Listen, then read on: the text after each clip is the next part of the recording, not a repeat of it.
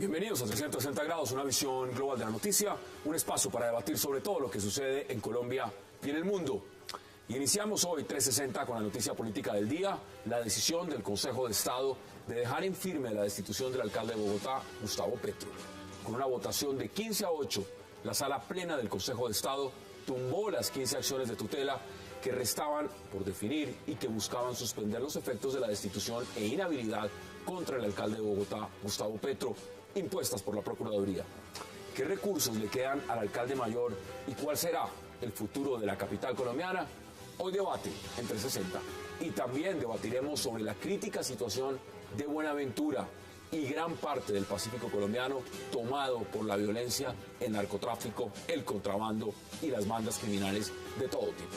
Siguen apareciendo cuerpos desmembrados en Buenaventura, a pesar de las autoridades locales insisten en que no hay las supuestas casas de pique.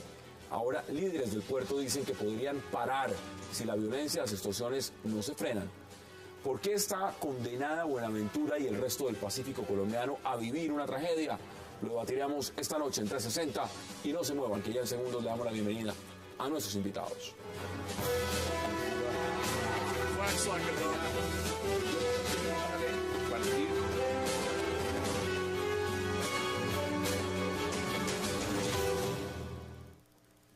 Y qué placer darle la bienvenida esta noche en 360 a María Fernanda Cabal, a Álvaro Villarraga, a Juan Manuel Charri y a José Roberto Acosta.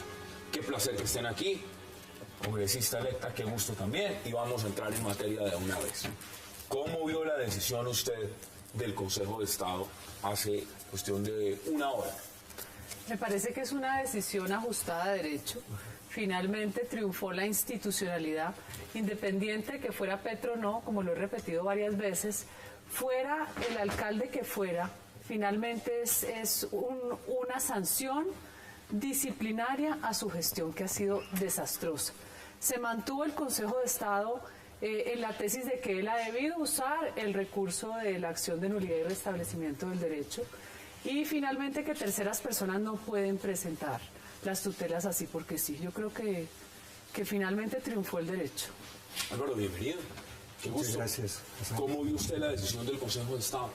Una decisión en parte esperada, una decisión dividida, una decisión que hace parte de una opinión pública colombiana con opiniones muy respetables de lado y lado, divergentes, un alcalde que no ha cometido un delito, una política pública en el fondo válida y una medida de fortalecimiento de la capacidad institucional del Estado, en este caso del distrito, para la prestación del servicio público, errores en el empalme y la aplicación de esa medida, actos presumiblemente muy posibles de sabotaje en la aplicación de esa medida y unas circunstancias en donde no existiendo un delito y habiéndose tomado una decisión de la Procuraduría, desde luego que hay canales posibles de defensa del alcalde. En este momento se plantean a instancias de la Comisión Interamericana de Derechos Humanos y creo que es un precedente que abre un debate importante en el país. Y vamos a analizar ese punto, porque usted ya menciona lo que es la Comisión Interamericana de Derechos Humanos, lo que pueden ser las medidas cautelares y demás, ¿no? Claro, y de hecho hay un reto para el país en torno a sintonizarse con el derecho internacional, en tanto el Pacto Interamericano de Derechos Humanos es claro, en que no habiendo un delito propiamente típico de carácter penal, se destituye en este caso a este tipo. Mire qué interesante lo que usted dice. Afortunadamente tenemos uno de los mejores constitucionalistas del país acá, Juan Manuel Charri, bienvenido. Hassan, mil gracias. Cuénteme usted, aquí entrarían a aplicar, primero, ¿cómo ve la decisión del Consejo de Estado en su opinión? Y segundo, ¿aquí entrarían a aplicarse o es viable la Comisión Interamericana de Derechos Humanos, la Comisión puede dictaminar medidas cautelares? Bueno, a mí me parece que la decisión del Consejo de Estado es acertada. A diferencia de lo que señala mi colega Álvaro Villarraga, pienso que no es un tema de opinión, ni de interpretación, ni de debate. La acción de tutela procede cuando no hay un medio de defensa judicial o cuando existiendo hay un perjuicio irremediable. No puede ser propuesta por terceras personas. Yo creo que la institucionalidad es clara, las reglas de juego son claras, no procede de tutela en este caso. Lo que procede es acción de nulidad y restablecimiento que tiene medidas cautelares y eso es lo que le ha dicho el Consejo de Estado al alcalde. Usted puede acudir a esa vía ofrece las garantías suficientes. Voy más allá para entrar en el tema de la Comisión Interamericana. El alcalde ha sido un ciudadano privilegiado. Su caso ha sido estudiado por las 3 máximas corporaciones judiciales, por la Corte Suprema de Justicia, por el Consejo Superior de la Judicatura y por el Consejo de Estado, para estudiar si se le violaba su derecho fundamental. A esa posibilidad no llega cualquier ciudadano. Él llegó por una estrategia equivocada, a mi juicio, del tuteletón, de una lluvia de tutelas en todas las jurisdicciones, que en buena hora la Corte Suprema de Justicia y el propio Consejo de Estado rechazan y censuran como una práctica indeseable. Pienso que no se dan las condiciones para que intervenga la Comisión Interamericana de Derechos. Que no se dan. No se dan. No se dan porque en Colombia tenemos una rama judicial independiente, tenemos procedimientos, tenemos garantías. Ya ejerció una, que fue la acción de tutela en esta forma abusiva del derecho, que fue poner a los ciudadanos a que interpusieran tutelas irresponsablemente entre los distintos tribunales, y se le fallaron y se le estudiaron en las altas corporaciones. Tiene la acción de nulidad de restablecimiento, que no ha ejercido, con medidas cautelares e incluso con medidas cautelares de emergencia, que ofrecen la rapidez y la celeridad que requiere un caso como el que él cree que tiene. De manera que no hay lugar a medidas extraordinarias de derechos humanos por organismos internacionales. En este momento la defensa del alcalde, José Roberto, dice: nosotros estamos esperando a la comisión, estamos esperando esas medidas cautelares y estamos esperando también al presidente Juan Manuel Santos que se pronuncie. ¿Cómo ve usted el escenario y la decisión del Consejo de Estado? Pues primero, yo sí considero que la medida del Consejo de Estado está en línea con el derecho, pero de fondo está el pronunciamiento del procurador, y ahí creo que es el origen de un gran golpe a la democracia. Como dice la doctora Cabal, el tema disciplinario que abordó el procurador tiene que ver con la gestión del alcalde. Eso, en mi opinión, es aberrante. La gestión de un mandatario debe ser definida por quienes lo eligen. Para eso estaba el mecanismo de revocatoria. El exceso de derecho no fue el de la tutela, fue más un exceso del procurador que en cabeza de la opinión pública está reprochado. Ya las medidas que tome el presidente prontamente se remitirán a un proceso muy expedito, como es el de aceptar la notificación, nombrar una terna o regir la terna. ¿No? Sí, eso es supremamente rápido. Ahora, si se presenta la notificación, bloquearía las medidas cautelares de la Corte Interamericana de Derechos Humanos, y eso sería desastroso. Yo creo que esas medidas vienen prontamente y deben ser acatadas por nuestras leyes. No, por favor, lo que pasa es que ustedes generan una cantidad de confusiones en la opinión pública. A mí me parece que si en algo es claro, es que así sea usted elegido popularmente, usted no es inmune. Usted está sujeto al control de las autoridades disciplinarias, la misma Contraloría por el control del gasto público del dinero y la Fiscalía. O sea, el voto no puede ser una patente de corso para que los alcaldes hagan lo que les dé la gana. Al contrario, a usted le han depositado una confianza. 100.000 millones de pesos en esa gestión de las basuras, porque el señor tenía la tesis de que los privados eran una mafia. Espérese a que se termine el contrato y modifíquele las reglas al privado. Pero de la noche a la mañana lo que hizo fue improvisar. ¿Están perdidos o son solo la especulación dada por el procurador en sus análisis? No, es que ustedes ponen al procurador como si él se hubiera inventado los cargos. Fueron miles de denuncias que llegaron de ciudadanos y de la misma Defensoría del Pueblo, y el procurador lo que hace es simplemente revisar qué es lo que está sucediendo. Sus propios asesores le recomendaron no hacerlo. No se puede demostrar hoy la existencia de un delito del alcalde Petro. A todas luces cambia una política a favor de una política de Estado, de una política pública. Existe una situación de un cambio en el modelo de basuras.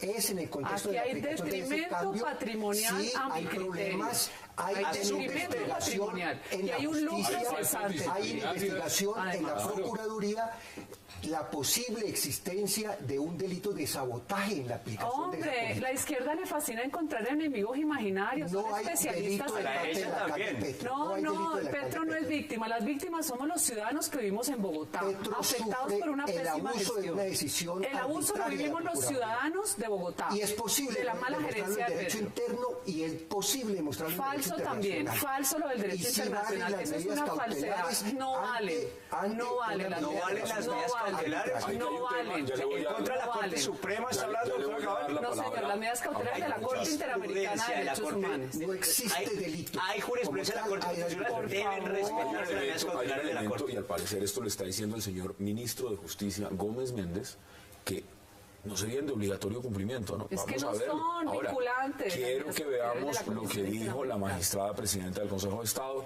quien informó a la opinión pública de la decisión. Escuchamos. Ese grupo de 8 tutelas fue fallado en el sentido de negar las tutelas al no reconocérseles la legitimidad por activa a los accionantes. Las restantes 14 tutelas fueron falladas, revocando la decisión que venía del Tribunal Administrativo de Cundinamarca, que suspendía los efectos del acto del señor Procurador General de la Nación.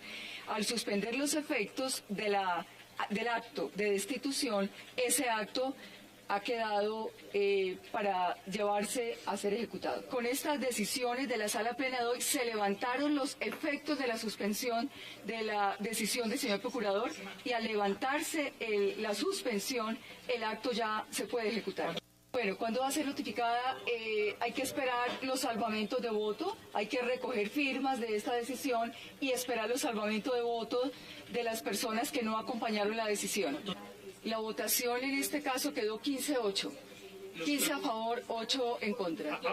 Yo pienso que ya con esta decisión la Registraduría Nacional puede actuar porque esta ya es una decisión, solo que está pendiente, digamos, la notificación, pero definitivamente ya el sentido de la decisión está dado por parte de la Sala Plena. Juan Manuel Charri, le doy la palabra. Gracias, Hassan. A mí me parece que hay un error en el argumento de que no hay delito.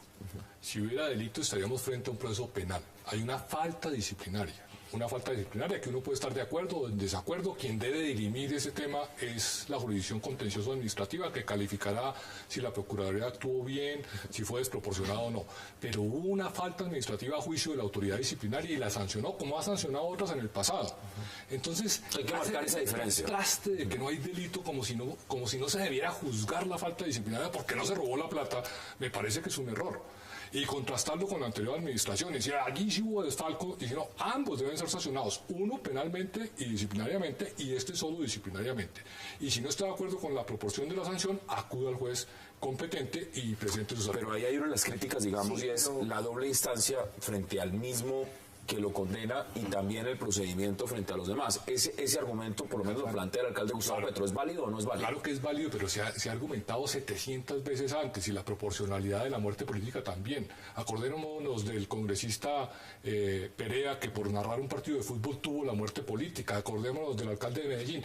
Acá hay un debate político que está usando argumentos jurídicos. En Colombia tenemos estas instituciones, han funcionado en el pasado, han aplicado sanciones equivalentes a otras situaciones y no hemos tenido el mismo debate. Mire, la gran importancia, y con el respeto y el aprecio por el doctor Charri, que hemos compartido tan importantes acciones en el contexto de la Constituyente y la Comisión Legislativa, la importancia de insistir en que no hay delito es clara en el sentido del Pacto Interamericano de Derechos Humanos, que solo habilita por delitos cometidos del orden penal la institución del alcalde. Desde luego eso choca con unas disposiciones del derecho interno y llama en la prevalencia del tratado internacional, en este caso, a revisar las circunstancias en Colombia. Y lo otro es que también hay un debate, porque en términos de la sanción disciplinaria y en términos de las infracciones de carácter disciplinario hay una sanción que reposa fundamentalmente en una política adoptada y en unas medidas que son absolutamente controvertidas. Pero Álvaro, una política adoptada por argumentar ley, el procurador, no a discreción de la argumentar el administración. procurador la lesión a la libertad de empresa es un absurdo. Cuando tenemos una posibilidad constitucional de un régimen de economía mixta y cuando la política pública del alcalde bien puede, de acuerdo con el mandato y de acuerdo con su programa, fortalecer la política usted pone un elemento y la interesante a debatir, participación y es el estatal siguiente. en ese servicio. ¿Usted cree que el alcalde ha tenido, por lo menos, los mecanismos para defenderse? Es decir, se lo pongo simple, ¿ha tenido garantías dentro de este proceso en Colombia? Desde luego, hubo una decisión a juicio de muchos sectores que yo comparto, sectores institucionales, sectores académicos, del ámbito político, que consideramos arbitraria, desproporcionada la decisión del procurador.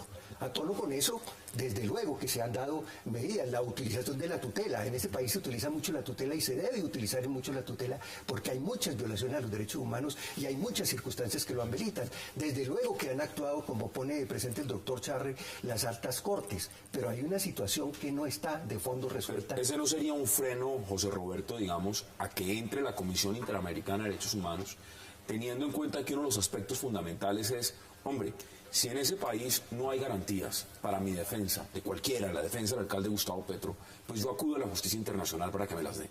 Pero en este caso hay un proceso. Se ha acudido a todos los tribunales, usted lo ha mencionado. Se ha acudido a diferentes mecanismos. ¿Debería entonces todavía, a pesar de lo que está diciendo el Consejo de Estado el día de hoy, entrar la Comisión Interamericana de Derechos Humanos a dictaminar medidas cautelares? Totalmente necesario que la Corte Interamericana tome medidas cautelares para evitar un hecho irreparable. Una vez se dé la destitución o se formalice por cuenta de la notificación del presidente, ya no hay nada que hacer. Posteriormente la Comisión Interamericana se pronunciará de fondo, como lo hizo en el caso de Castañeda en México o de Leopoldo López en Venezuela, restableciéndole su derecho, pero después de 3 años, cuando ya no es alcalde. Ese tema de medidas cautelares se hace urgente porque procedimentalmente sí hubo mecanismos de defensa, pero lo que quedó demostrado es que terminaron siendo ineficaces y se necesita una intervención internacional en este caso. Tengo que ir a la pausa y les doy la palabra de inmediato para que ustedes puedan contestar frente a esa argumentación. Vamos a la pausa en 360 y ya regresamos.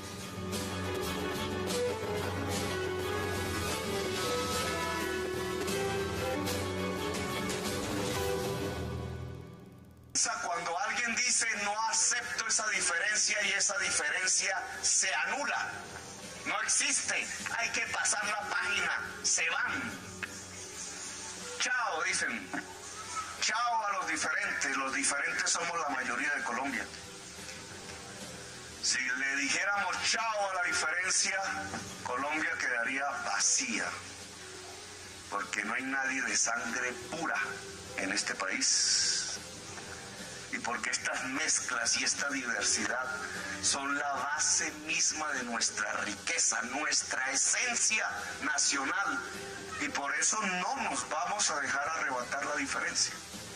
Por eso tienen toda la razón cuando dicen de gobierno a gobierno, de poder a poder. Lo que significa que si bien estas instituciones tienen poder, las otras instituciones, las de la diferencia, las de la diversidad, tienen que tener poder en la Bogotá humana siempre que la Bogotá humana y la Colombia humana subsistan. Por tanto, los funcionarios de este gobierno tienen que otorgarle poder a la ciudadanía. Tienen que dejar su propio poder y entregarle poder. Regresamos a 360 y estamos escuchando en directo al alcalde mayor de Bogotá, Gustavo Petro, por supuesto hablando después de esta decisión, y estará pues un buen rato, él es un buen orador dando su perspectiva de lo que esto significa. Le devuelvo la palabra a Juan Manuel Charre y María Fernanda Cabal porque estaba hablando José Roberto Acosta sobre un punto y es sobre la necesidad de esas medidas cautelares, pero hay otros puntos del debate que también quiero que podamos amplificar. ¿Qué le contesta usted a José Roberto? Sí, no, yo quería llamar la atención sobre la existencia de medidas cautelares en el proceso natural, que es la nulidad del restablecimiento del derecho, que el alcalde no ha ejercido y que me pareció ver esta mañana en medios que los abogados dicen que no van a ejercer. El juez natural del alcalde y de esta sanción disciplinaria es el contencioso administrativo. Y allí hay un proceso que tiene posibilidad de medidas cautelares de emergencia. Entonces decir que se necesita la intervención extranjera, pues internacional, de protección de derechos, para garantizar que no lo vayan a destituir cuando tiene las medidas a su alcance, y serían medidas eficaces porque tardarían un corto lapso de tiempo para ser aplicadas, me parece una exageración. Acá hay un elemento y es el siguiente. Estamos en medio de un proceso de negociación con las FARC en La Habana. Esto es una destitución. Algunos dicen es una oportunidad perdida de la izquierda en el poder, malgastada. Otros dirán que son los fascistas los que lo tumbaron y no le permitieron gobernar y llevar su agenda de gobierno. El país está polarizado frente a esas dos vertientes. ¿Usted cómo lo ve? ¿Porque esto tendrá repercusiones en lo que está pasando allá? No tiene nada que ver con el proceso de paz. Lo que pasa es que aquí están acostumbrados primero a cometer crímenes y no pagar un día de cárcel. Segundo, a que la sociedad los premie, porque a todos los perdonaron con procesos de paz. Fue suficientemente magnánima la sociedad para perdonarlos. Ocupan cargos públicos. Finalmente acceden al poder. Si lo hacen mal, entonces no se someten a la ley. No hay ninguna civilización del mundo que se sostenga si no se cumple la norma, así a uno no le guste, desafortunadamente. Entonces yo no creo en estas divagaciones ni que ahora venga la angustia existencial de que se van a parar de La Habana porque a Petro lo sancionen. Me parece que él es sujeto como todos nosotros de la ley y de la norma y que tiene que responder por sus actuaciones. ¿Usted está de acuerdo, Álvaro? Yo comparto plenamente que el alcalde Petro es sujeto a la ley. El alcalde Petro no tiene ningún privilegio distinto al de ningún ciudadano y no tiene ninguna ventaja en la aplicación de la ley frente a ningún otro mandatario de la República. No, pero eso, punto aparte, es distinto a, primero hay un hecho de arbitrariedad frente a él, de aplicación desproporcionado, de un sesgo en la gestión del Procurador General reconocido en una serie de casos y de hechos, en detrimento de derechos. Ese es el debate y al cual le asisten, desde luego, el alcalde debe acogerse a la ley, debe respetar la ley, pero debe acusar. Y lo otro es que, independiente de lo anterior, tiene muchísima relación con los procesos de paz, tiene muchísima relación. Un partido de Unión Patriótica, un sector político que provenga de un proceso de paz, como fue en su momento la Alianza Democrática M19, procesos de paz exitosos como el M19 y el EPL, y la posibilidad hoy, fracasada la vía de la guerra durante una década, 2002 a 2012, la vía política del proceso de paz en las FARC y el ELN, esto reviste una significación especial. ¿Usted se la ve claramente? No para que se le otorgue nada gratis al alcalde Petro. Hay fundamentos en derecho y hay peleas en derecho interno e internacional que habrán de darse.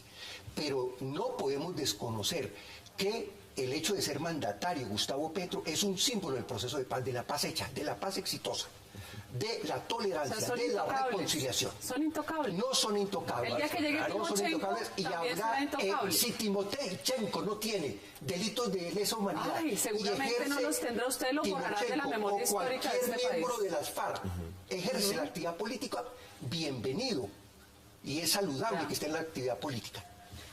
El hecho de que no es intocable. No, es que ustedes no están acostumbrados a someterse a la ley. Ese es el problema. Yo soy una persona que se ha sometido toda la vida a la ley. Bueno, aquí usted tiene que entender que la conducta... Yo no lo estoy respetando, no se siente respetado. Yo no estoy hablando de usted tampoco. Estoy hablando de las personas que han sido desmovilizadas y que ahora ocupan cargos y entonces... Mire, usted está viendo la guerra... Usted está viendo la guerra de 10 años para acá, qué risa me da. La guerra de este país empezó en el año 1900 para que empezamos a decirnos la verdad. Y hay mucha de la memoria histórica que está oculta. Y hubo décadas de paz. Entonces, y hubo actos de reconciliación. Miremos, no es que la guerra la hizo Álvaro Uribe, y se retornó a la guerra en los 50. La guerra venía mucho más atrás. Y hubo guerra liberal conservadora. Roberto. Mire, doctora Cabal, algo importante. Y hubo posibilidades de paz, y hubo posibilidades de guerra. Y a veces optamos por posibilidades de paz. El Partido Comunista no hizo la guerra. Entonces vamos a sacar al Partido Comunista, lo vamos a eliminar. Todos los responsables tienen que responder en el momento en que lo hicieron. Perfecto. Hasta hoy. Digámonos la verdad. Todo esto va a llevar, todo esto está reflejado por el tema de Gustavo Petro. Claro, mire la forma en que se encienden los ánimos y sobre todo de quienes piensan distinto a Gustavo Petro. Yo no soy de la línea de Gustavo Petro.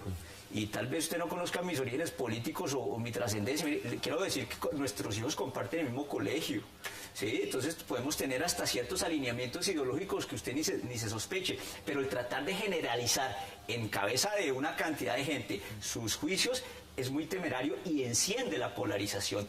El golpe que se le está dando a la democracia. Esa es su opinión. Por eso le pido que la respete. Okay, entonces como yo respeto a la mía, pero es que no se la he respetado. Yo lo que estoy diciendo es que hay quienes piensan que lo que ha sucedido en esta medida desproporcionada contra el alcalde Petro es un golpe a la democracia, a esa pluralidad que se necesita. Yo lo veo así y le pido a la doctora Cabal que lo respete. Y usted respete que para mí es un golpe a la institucionalidad que debe prevalecer sobre las personas. ¿Y qué golpe se ha dado a la institucionalidad si el alcalde una vez se notifique por el presidente? Sin La duda será... tutelatón es un golpe a la institucionalidad. No, es una herramienta que está dada por la Constitución. No mal usada. Y que muchas no veces de parte del Centro Democrático se ha querido cercenar, se ha querido menguar. Espero que eso no suceda y esta tutelatón que ha sido tan criticada no vaya a servir de pretexto para castrarla. Vamos a empezar a redondear porque vamos a hablar de Buenaventura, pero mire, esta coyuntura que está viviendo Bogotá no es de ahora. Esto empezó desde el año pasado en el proceso cuando se inició la recolección de firmas para la revocatoria y todo el tema de basuras.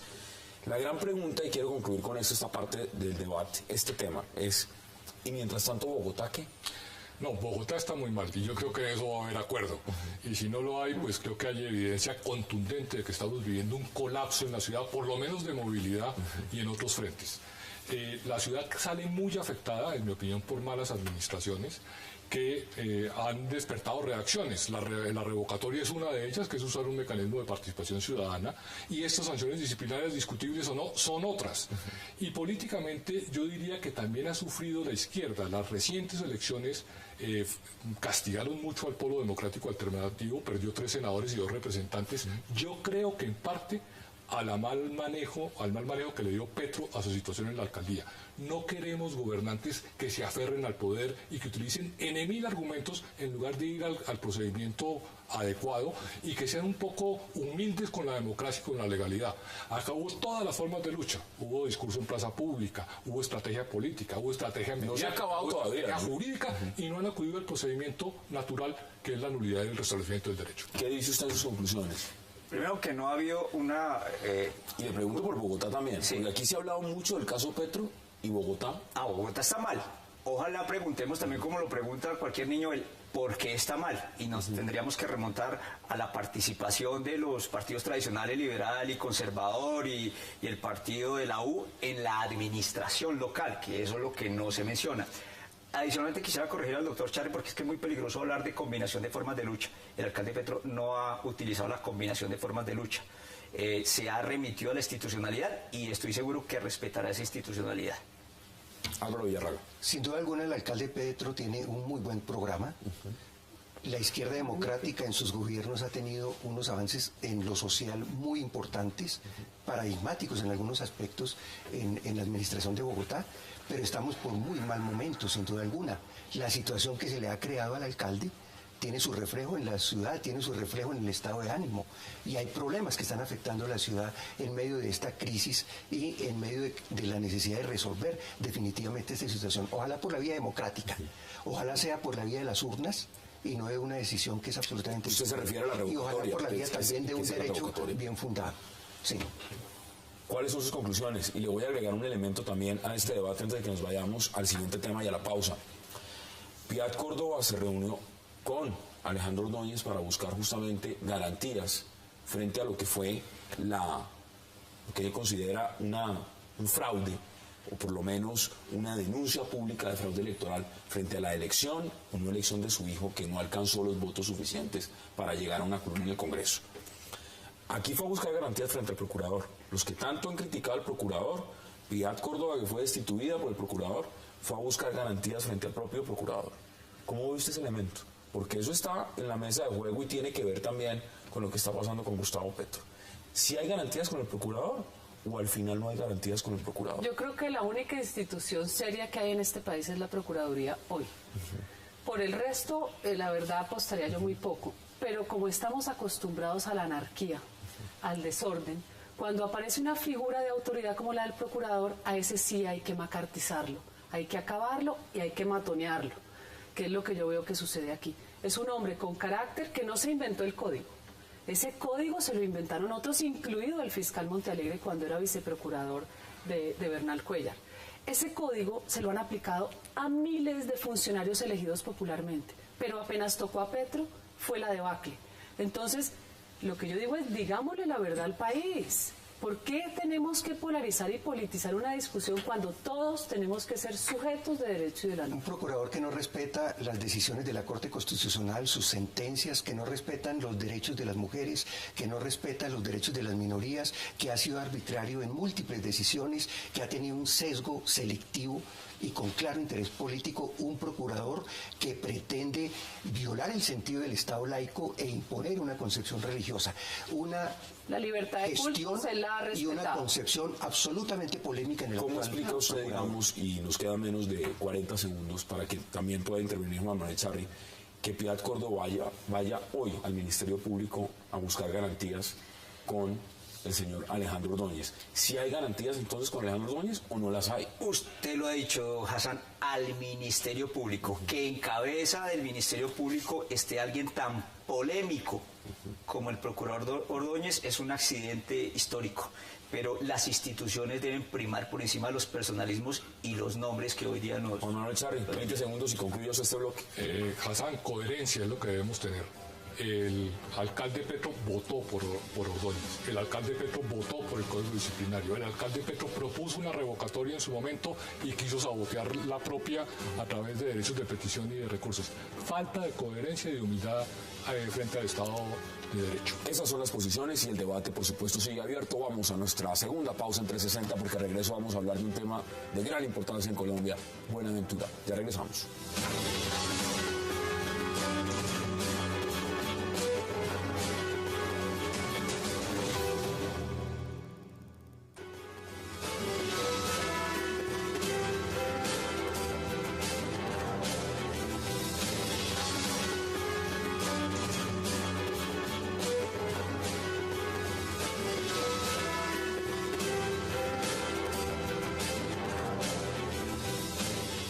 Regresamos a 360 y por supuesto el tema del alcalde Gustavo Petro tiene gran importancia, pero también lo tiene Buenaventura. Y no se puede desconocer que lo que está pasando en el Pacífico colombiano es realmente una tragedia. Álvaro, ¿cómo ve usted lo que está pasando en Buenaventura? Súper grave, súper delicado. En Buenaventura está concentrado las problemáticas más graves en términos de violencia, en términos de pobreza, que se están presentando en el país. Este municipio, que es una ciudad y que es una región rural muy rica en biodiversidad, en oro en la parte rural, que es el principal puerto del Pacífico, que fue declarada ahorita por el gobierno capital de la Alianza Pacífico, No quisieron llevar a nadie allá, ¿no? No, y tiene una situación dramática, 80% de pobreza, más de 47% en esa pobreza de condiciones de absoluta miseria, atraso social tremendo, grandes ingresos a la nación en términos de sus beneficios portuarios que no llegan, 13.000 desplazados el año pasado. Violencia, hay conflicto armado rural, hasta el sexto frente de las FARC. Han estado históricamente los paramilitares, está la fuerza pública, un conflicto armado no resuelto en la parte rural, con expresiones de violencia que afectan a la ciudad, que han producido desplazamiento forzado, una violencia interna en la ciudad supremamente grave.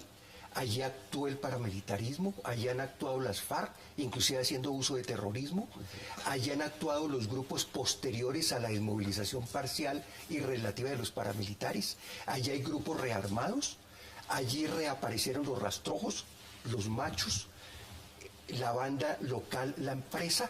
Allí se hacen hegemónicos desde 2012 el grupo Los Urabeños, que somete a la empresa y que crean un escenario de terror. Allí hay coerción frente a la población, Cuéntame una cosa, extorsión generalizada, cuando se etcétera. estaba haciendo esta alianza Pacífico, que por supuesto se defiende como uno de los pasos más importantes y productivos para el país, se le dijo a los presidentes de México, a los presidentes de Chile, al señor de Perú, se les dijo, oiga, esta es nuestra capital de Alianza Pacífico, este es el diagnóstico de lo que es Buenaventura, ¿se le dijo a José Roberto o no se les dijo? No, Buenaventura hace parte del paisaje y punto. Uno no ve a un senador Gerlein preocupado por Buenaventura. Espero que los nuevos senadores del Centro Democrático, como el doctor José Obdulio, se preocupen por Buenaventura, dado que la circunscripción de ellos es nacional y no se dediquen simplemente a boicotear el gobierno. Hay que pasar de que sea solo el paisaje a lo que están haciendo el llamado, un centro de violencia incontrolable. pareciera estarse desatando una guerra entre rastrojos, urabeños, águilas negras, un frente 30 de las FARC que probablemente sea uno de los socios del cartel de Sinaloa, y nadie hace absolutamente eso. La inteligencia militar y de la policía se ve a gatas para ver el fraccionamiento de estos grupúsculos que transitan de civil por las calles. Si es que vimos imágenes hace 2 semanas del ministro de Defensa en Buenaventura y está más escoltado que si estuviera visitando Bagdad. Es decir, entonces, a ver, la gran pregunta que hay es por qué no reconocer lo que todo el mundo sabe. No hay y lo política que está de Estado. denunciando. Vuelvo, insisto, para el país o para la clase política, Buenaventura hace parte del paisaje, como cuando va uno de Bogotá a Melgar y a Girardot, a esas grandes mansiones, y Soacha o Ciudad Bolívar, simplemente uno lo ve a la distancia. Eso pasa exactamente con Buenaventura. Y esa es nuestra salida al Pacífico, ¿no? Para todo lo que vamos a hacer donde no hay infraestructura, no hay carreteras, pero esa es la meca de Alianza Pacífico. Eso lo sabía el señor Piñera cuando estuvo acá de visita en Cartagena, o el señor Peña Nieto, señor Humala. Ese fue el panorama que nos quisieron mostrarles cuando vinieron a Colombia. Yo soy oriunda de Cali, Buenaventura nos queda 2 horas, y históricamente Buenaventura ha sido abandonada. Esa es la realidad. Incluso la misma vía que sale del Valle del Cauca hacia el puerto del Pacífico ha tenido toda clase de dificultades desde su construcción, que a nuestro criterio debía ir era por Buga y no por Cali, porque la geografía era más fácil por el otro lado. Buenaventura ha sido la típica ciudad anárquica gobernada por el desgreño, con una corrupción absoluta. Los alcaldes espantosos, todo el mundo viendo cómo hace negocios, pero adicionalmente el problema grave de hoy es el narcotráfico. El narcotráfico se apoderó de Buenaventura y además están usando los métodos que usan las mafias, los carteles mexicanos.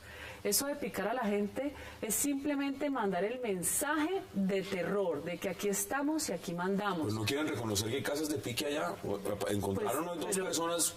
Es que yo creo que el narcotráfico hace que hayan alianzas de los que eran paras y los que eran FARC, que ahora son bacrines. Todo el mundo usufructúa del negocio del narcotráfico y termina corrompiendo a la misma autoridad, que es lo grave.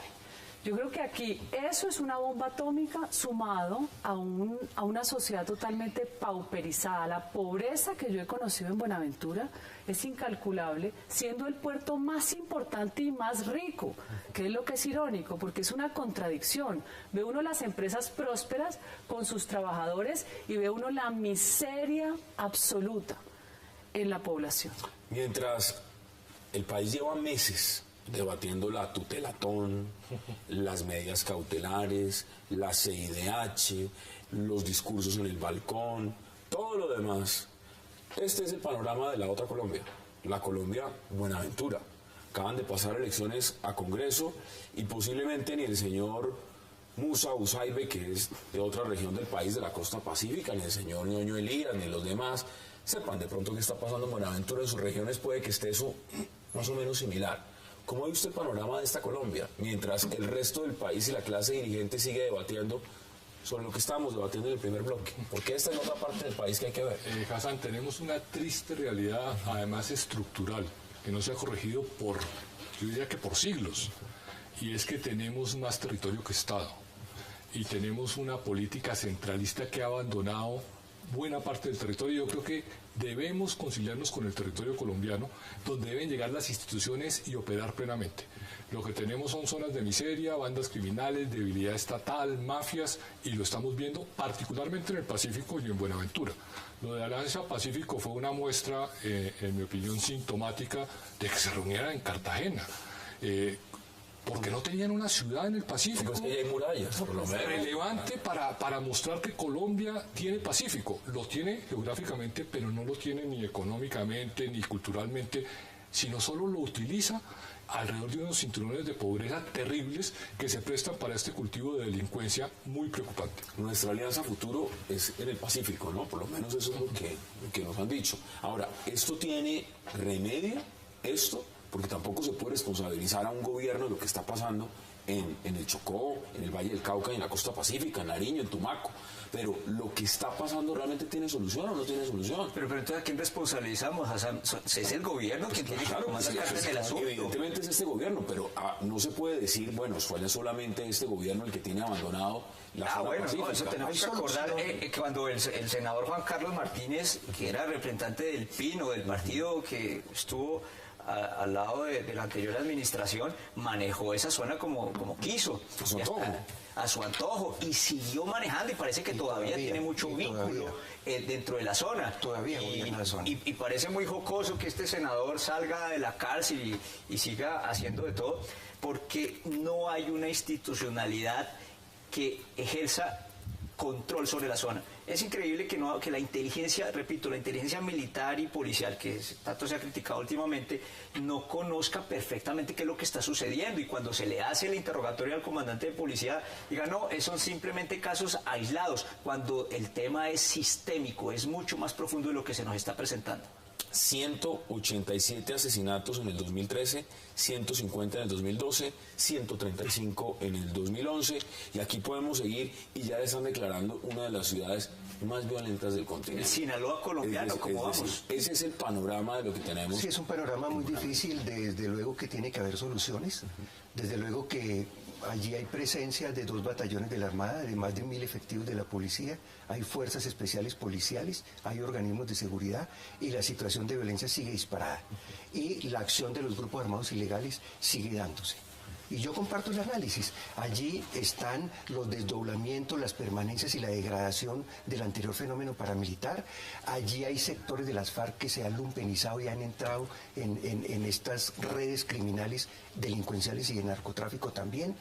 Allí ha habido, y no generalizo, miembros de la fuerza pública, tanto de la Armada como de la Policía, comprometidos en casos con venta de información, con tolerancia y alianza. Tenemos que ir a la pausa. De manera que necesita unas soluciones muy de fondo. Hay el proceso de comunidades negras, el grupo que realizó esa maravillosa y en este momento movilización. Está hablando también el presidente Juan Manuel Santos. Vamos a la pausa y tratamos de entrar en señal en directo. Ahí la tenemos. La palabra al doctor Adolfo Ginás, director médico de la Fundación Santa Fe, quien dará su opinión independiente, objetiva y experta al respecto. De mi parte, quiero dar las gracias a todos los colombianos que me han expresado su comprensión y sus buenos deseos. Y debo decir también que resulta muy triste, muy decepcionante, que se haga política a partir de una situación personal y humana que puede haberle ocurrido a cualquier persona. Doctor Ginás. Gracias, señor presidente.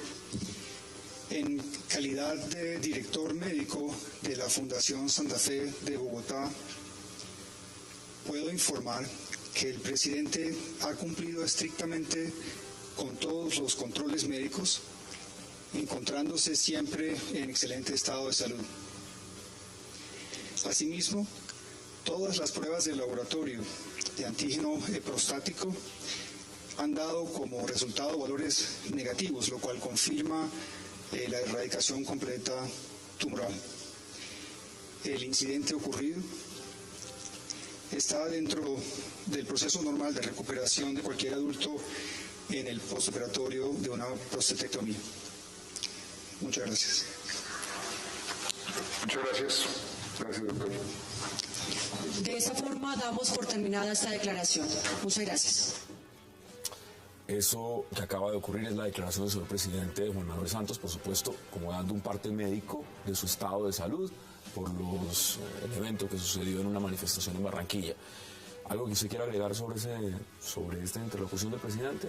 Pues el tema de salud del presidente es un tema público, pero hay que también manejarlo con cierto respeto personal, algo que de pronto en mi opinión él no manejó en su campaña contra Mocus, cuando el tema del Parkinson le generaba a Mocus un poco de problema en la expresión oral, y Santos lo asusaba aprovechando ese tipo de circunstancias. Ojalá la salud del presidente no pase a mayores. ¿Usted quiere agregar algo sobre lo que ha dicho el señor presidente, María Fernanda? Pues lo que pasa es que me parece una explicación innecesaria. Lo que le sucedió, pues simplemente uno lo interpreta como que puede ser un accidente, pero no tiene sentido dar.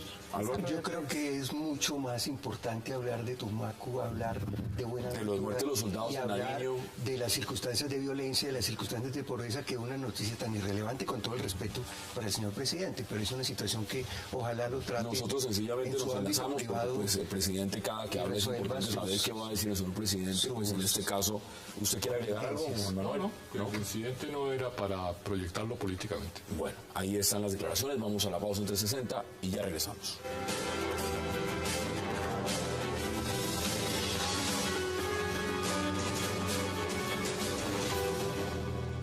Con señales de tortura y tiros de gracia fueron hallados 2 cuerpos cerca a un río de la vereda San Vicente en el municipio de Tumaco. Los cadáveres pertenecen al mayor Germán Mendoza Pavón y al patrullero Edilmar Muñoz Ortiz. El pasado 15 de marzo fueron plagiados por las FARC. Nos dan preliminarmente cuenta de actos inhumanos, de vejámenes de los que pudieron haber sido objeto nuestros servidores públicos, nuestros policías de los colombianos. Igualmente asestados impactos de arma de fuego. Parecer maniatados, asidos a un árbol, en donde fueron acribillados, asesinados con la utilización de armas de fuego y armas cortocontundentes. Una de las columnas de las FARC que delinque en la zona serían los responsables del crimen y a esta hora son perseguidos por las autoridades.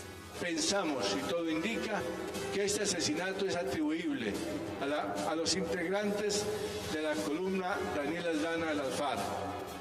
Es por esto que hoy ofrecemos una recompensa hasta de 100 millones de pesos para quienes con su información nos permitan la ubicación y captura de estos 3 sujetos, alias Ferney, alias Tachuela y alias Yomba.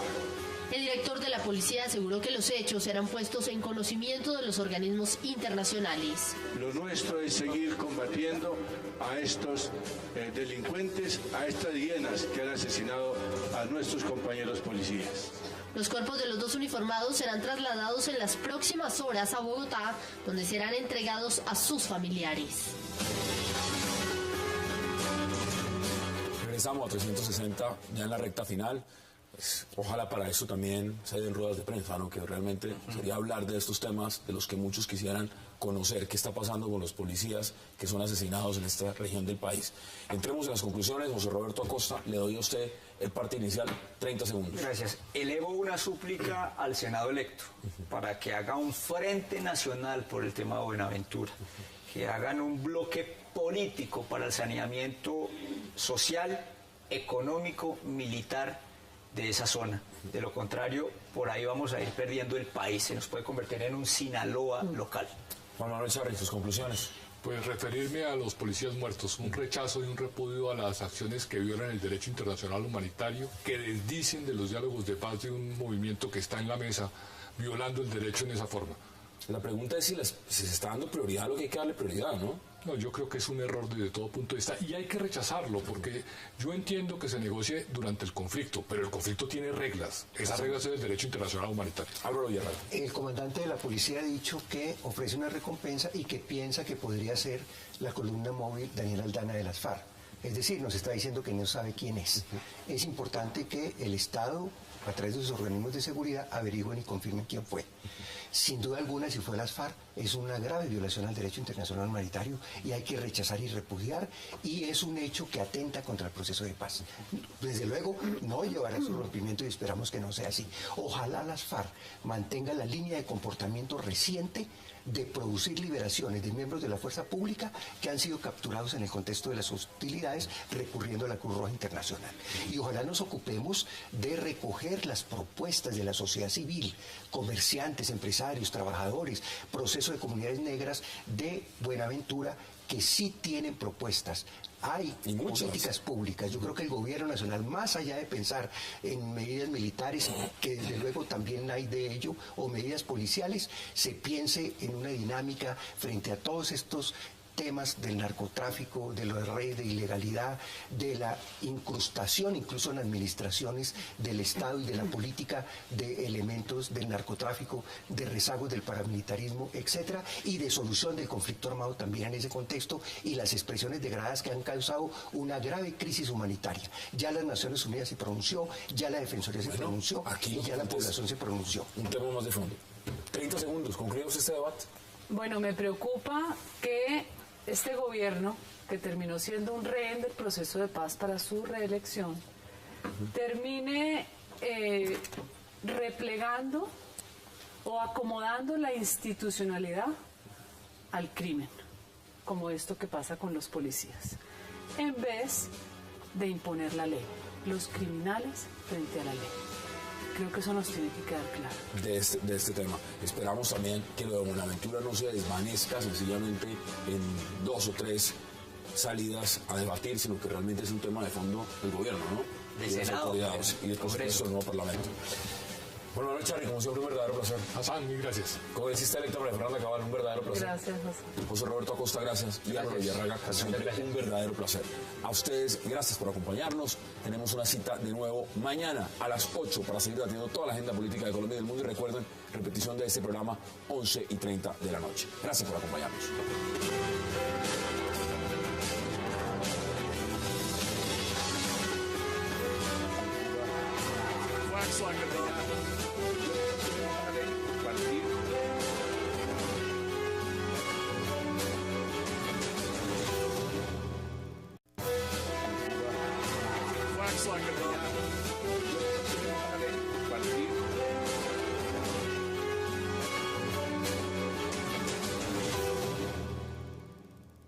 Bienvenidos a 360 grados, una visión global de la noticia, un espacio para debatir sobre todo lo que sucede en Colombia y en el mundo. Y iniciamos hoy 360 con la noticia política del día, la decisión del Consejo de Estado de dejar en firme la destitución del alcalde de Bogotá, Gustavo Petro. Con una votación de 15-8, la sala plena del Consejo de Estado tumbó las 15 acciones de tutela que restaban por definir y que buscaban suspender los efectos de la destitución e inhabilidad contra el alcalde de Bogotá, Gustavo Petro, impuestas por la Procuraduría. ¿Qué recursos le quedan al alcalde mayor y cuál será el futuro de la capital colombiana? Hoy debate en 360 y también debatiremos sobre la crítica situación de Buenaventura y gran parte del Pacífico colombiano tomado por la violencia, el narcotráfico, el contrabando y las bandas criminales de todo tipo. Siguen apareciendo cuerpos desmembrados en Buenaventura, a pesar de las autoridades locales insisten en que no hay las supuestas casas de pique. Ahora, líderes del puerto dicen que podrían parar si la violencia y las extorsiones no se frenan. ¿Por qué está condenada Buenaventura y el resto del Pacífico colombiano a vivir una tragedia? Lo debatiremos esta noche en 360 y no se muevan, que ya en segundos le damos la bienvenida a nuestros invitados.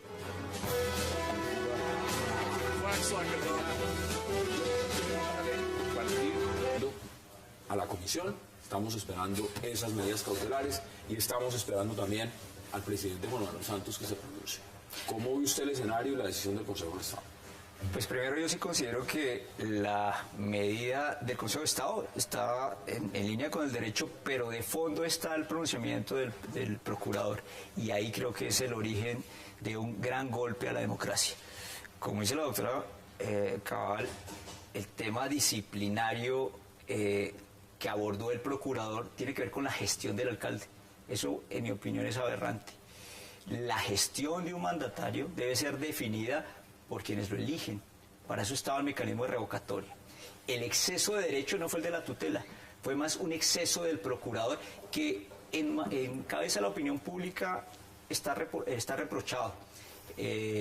Ya las medidas que tome el presidente prontamente se remitirán a un proceso muy expedito, como es el de aceptar la notificación, nombrar una terna o regir la terna. ¿No? Sí, eso es supremamente rápido. Ahora, si se presenta la notificación, bloquearía las medidas cautelares de la Corte Interamericana de Derechos Humanos y eso sería desastroso. Yo creo que esas medidas vienen prontamente y deben ser acatadas por nuestra, por nuestras leyes. No, por favor, lo que pasa es que ustedes generan una cantidad de confusiones en la opinión pública.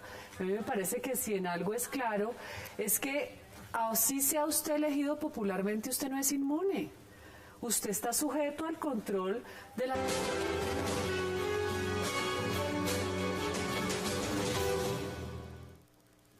Y qué placer darle la bienvenida esta noche en 360 a María Fernanda Cabal, a Álvaro Villarraga, a Juan Manuel Charri y a José Roberto Acosta. Qué placer que estén aquí, congresista electa, qué gusto también, y vamos a entrar en materia de una vez. ¿Cómo vio la decisión usted del Consejo de Estado hace cuestión de una hora? Me parece que es una decisión ajustada a derecho. Finalmente triunfó la institucionalidad, independiente que fuera Petro o no, como lo he repetido varias veces, fuera el alcalde que fuera, finalmente es una sanción disciplinaria a su gestión que ha sido desastrosa. Se mantuvo el Consejo de Estado en la tesis de que él ha debido usar el recurso de la acción de nulidad y restablecimiento del derecho, y finalmente que terceras personas no pueden presentar las tutelas así porque sí. Yo creo que finalmente triunfó el derecho. Álvaro, bienvenido. Qué gusto. Muchas gracias. ¿Cómo vio usted la decisión del Consejo de Estado? Una decisión en parte esperada, una decisión dividida, una decisión que hace parte de una opinión pública colombiana con opiniones muy respetables de lado y lado, divergentes, un alcalde que no ha cometido un delito, una política pública en el fondo válida y una medida de fortalecimiento de la capacidad institucional del Estado, en este caso del distrito, para la prestación del servicio público, errores en el empalme y la aplicación de esa medida, actos presumiblemente muy posibles de sabotaje en la aplicación de esa medida y unas circunstancias en donde no existiendo un delito y habiéndose tomado una decisión de la Procuraduría, desde luego que hay canales posibles de defensa del alcalde. En este momento se plantean a instancias de la Comisión Interamericana de Derechos Humanos y creo que es un precedente que abre un debate importante en el país. Y vamos a analizar ese punto, porque usted ya menciona lo que es la Comisión Interamericana de Derechos Humanos, lo que pueden ser las medidas cautelares y demás, ¿no? Claro, y de hecho hay un reto para el país en torno a sintonizarse con el derecho internacional, en tanto el Pacto Interamericano de Derechos Humanos es claro, en que no habiendo un delito propiamente típico de carácter penal, se destituye en este caso a este tipo. Mire qué interesante lo que usted dice. Afortunadamente tenemos uno de los mejores constitucionalistas del país acá, Juan Manuel Charri, bienvenido. Hassan, mil gracias. Cuénteme usted, aquí entrarían a aplicar, primero, ¿cómo ve la decisión del Consejo de Estado en su opinión? Y segundo, ¿aquí entrarían a aplicarse o es viable la Comisión Interamericana de Derechos Humanos, la Comisión puede dictaminar medidas cautelares? Bueno, a mí me parece que la decisión del Consejo de Estado es acertada. A diferencia de lo que señala mi colega Álvaro Villarraga, pienso que no es un tema de opinión, ni de interpretación, ni de debate. La acción de tutela procede cuando no hay un medio de defensa judicial o cuando existiendo hay un perjuicio irremediable. No puede ser propuesta por terceras personas. Yo creo que la institucionalidad es clara, las reglas de juego son claras, no procede tutela en este caso. Lo que procede es acción de nulidad y restablecimiento que tiene medidas cautelares y eso es lo que le ha dicho el Consejo de Estado al alcalde. Usted puede acudir a esa vía ofrece las garantías suficientes. Voy más allá para entrar en el tema de la Comisión Interamericana. El alcalde ha sido un ciudadano privilegiado. Su caso ha sido estudiado por las 3 máximas corporaciones judiciales, por la Corte Suprema de Justicia, por el Consejo Superior de la Judicatura y por el Consejo de Estado, para estudiar si se le violaba su derecho fundamental. A esa posibilidad no llega cualquier ciudadano. Él llegó por una estrategia equivocada, a mi juicio, del tuteletón y una lluvia de tutelas en todas las jurisdicciones, que en buena hora la Corte Suprema de Justicia y el propio Consejo de Estado rechazan y censuran como una práctica indeseable. Pienso que no se dan las condiciones para que intervenga la Comisión Interamericana de Derechos. ¿Que no se dan? No se dan. No se dan porque en Colombia tenemos una rama judicial independiente, tenemos procedimientos, tenemos garantías. Ya ejerció una, que fue la acción de tutela en esta forma abusiva del derecho, que fue poner a los ciudadanos a que interpusieran tutelas irresponsablemente entre los distintos tribunales, y se le fallaron, y se le estudiaron en las altas corporaciones. Tiene la acción de nulidad y restablecimiento que no ha ejercido, con medidas cautelares e incluso con medidas cautelares de emergencia, que ofrecen la rapidez y la celeridad que requiere un caso como el que él cree que tiene. De manera que no hay lugar a medidas extraordinarias de derechos humanos por organismos internacionales. En este momento la defensa del alcalde, José Roberto, dice, nosotros estamos esperando